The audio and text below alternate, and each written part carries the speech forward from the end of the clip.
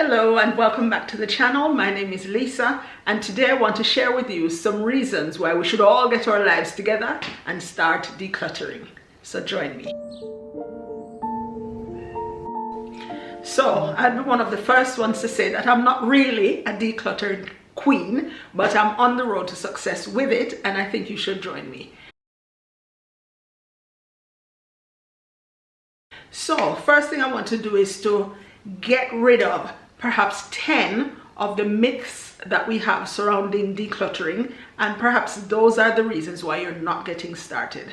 So tip number 1, some of you might think, I'm going to feel sad and sorry after I lose all this stuff. You're wrong. You won't be sorry. You'll be glad that you have freed up some space so that you can put more useful things, or so that your home looks more seamless and attractive.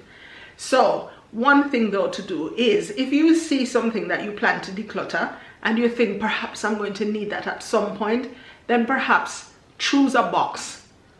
Put a label on it that says something like might need or check to see if I'll want it. And then in 6 months or even a year, check to see if you've used anything from that box.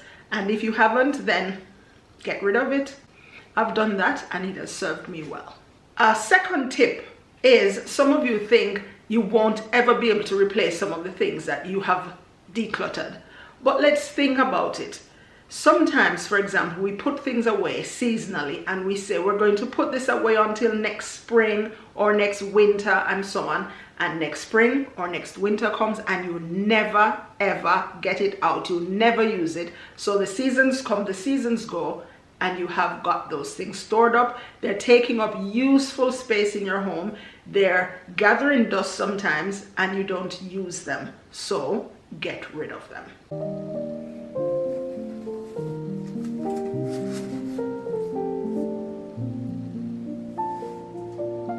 Right, tip number 3. I'm no good at decluttering. Everybody's good at decluttering, every single soul. What you can do is to start off small. So say, let's do a drawer today. Let me use my top drawer. Most of us have a cluttered top drawer in our bedrooms, in our office, in our kitchens even. So start with a top drawer.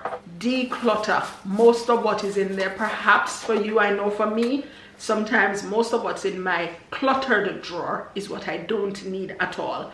So it's a good idea to either choose a top drawer to start off with or a 10-minute job. So choose a drawer or a suitcase or understore storage, whatever. Tell yourself you're giving 10 minutes to do a little decluttering task and that's it. You've started. You're on the road to success. Myth number 4 that we need to get rid of, is that it's impossible to declutter with kids.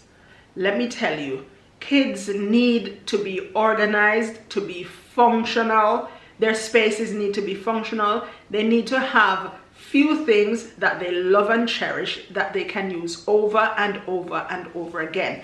If your child has, let's say, 6 dolls, most likely she doesn't really love all 6 and perhaps will only play with 1 occasionally or 2 even.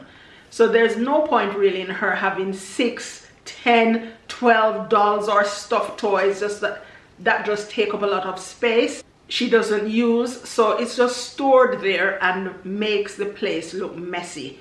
Kids love it when they have routine, when they have structure, when they have few things that they can play with that they love, that evokes creativity in their minds as well. So toys that they can actually build or rebuild or reuse or repurpose, those are good things, good toys that kids should have. They don't need to have 10 noisy toys. What's the point? And sometimes parents let the kids take those noisy toys to places that are meant to be quiet and calming and soothing, like church. So kids don't really need a lot of toys. If they do have a lot, then you can see the difference between a cluttered toy room or kids room and then a nice, soothing, calm space where kids can relax and be creative. Let's bust myth number 5. I'm wasting my money if I declutter. No, you're not. let's think about it. The money has already been spent. So even though you have those lots of items, those lots of things, you don't have the money. The money has been spent. So if you have the stuff, but you're using it for nothing, and it makes your place just look cluttered and disorganized and crowded, you can't get to think, to breathe, to be creative. So get rid of the myth that you're going to lose money if you declutter. You have lost the money when you purchase the item. Myth number 6 says, but my house is going to look boring. No, it's not. It's going to look nice and seamless and functional and free and bright and airy. So choose large pieces like your furniture that you will love forever. Tell yourself, I'm going to love this forever. And then the smaller pieces like decor pieces, choose ones that will be able to be used throughout the seasons. If you have some seasonal items that you want to save for the next season, the next time that season comes around, that's okay. But make sure that you have somewhere to put them, store them neatly away so that they do not gather clutter, do not gather dust, so that they do not look cluttered, so that they do not just overwhelm your space. So it's okay to have some seasonal items, but put them away so that you can use them when you need them. You can retrieve them when you need them, but they're just not always out. You get me? Yeah. Let's bust myth number 7. I can't get organized. You can.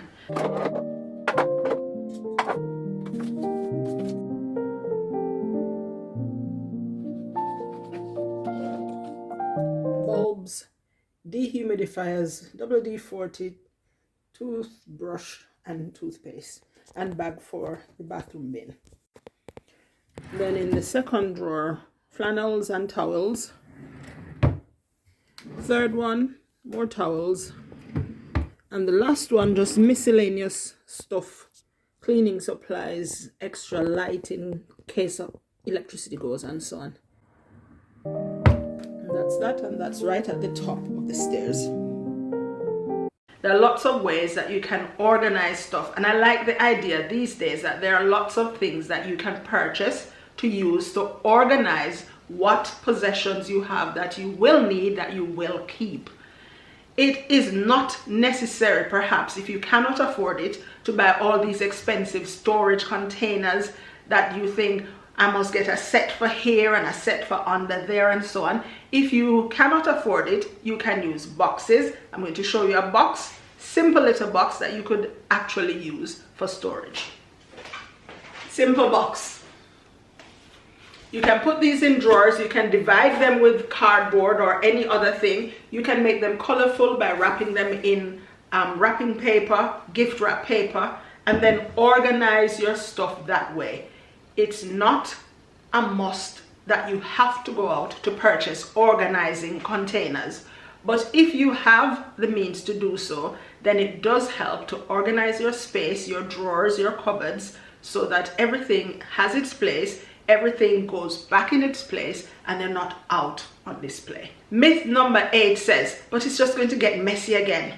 Well, guess what? Mess is different from clutter. Clutter is when you have too much that you're not using at all. Messy is when things are not organized or not put back in their place. So it doesn't necessarily go together that if you have less clutter, it's going to get messy again. No. It doesn't work like that. The few items that you have, you can organize and keep them in their places, and that way you don't see mess. You perhaps might see clutter sometimes, but you can put them back together. For myth number 9, some people might think, I don't know where to start. I've given you that point already. So just start small. Start with a small drawer or start with a 10-minute timer. Just start. The most important thing is to just start. So in our upstairs bathroom, I had a soap dispenser that I had bought. Before I used it, I had put it away because we already had one in use. But when that original one stopped working and I went to get this other one, I noticed that the pump part of it did not work. So really, I was just hoarding it for nothing. It doesn't work. So the best thing to do, declutter, get rid of it. Now, the last decluttering myth that we really need to get rid of is it's just a trend. It's a fad. It's a passing phase. And I don't want to get caught up in it. Well, guess what? I'm of that view as well, that some things are just a passing phase or just a fad. But if there's something that's, even if it's a passing phase or it's a fad, but it's useful, I join with those who are following it. So decluttering helps to make your space more available to you. It makes you have more clean lines that gives your mind less stress and allows you to function in the space that you have created for yourself that's neat, clean, and organized. So join those of us who are on the decluttering bandwagon, and I'm sure you will absolutely not regret it. If you have any questions, you may ask them in the comment section below. Like I've said, I'm not the decluttering queen yet. In fact, I think I'm somewhere in between a hoarder and a declutterer, somewhere in between. But I'm more leaning towards the side of decluttering than hoarding stuff. In fact, this year we're on a no spend spree challenge, and we've uploaded, I think, 3 or 4 videos in the series so far that I'd like you to check out. So look out for Jolissa's no spend spree and tell us what you think. Thank you so much for joining me in this week's decluttering episode, and I hope you have enjoyed what you found. If you have not yet liked the video, please give it a thumbs up. Please share it with your friends, your family, those you think might do well with some decluttering in their lives. Thank you so much again for joining me, and I'll see you next time.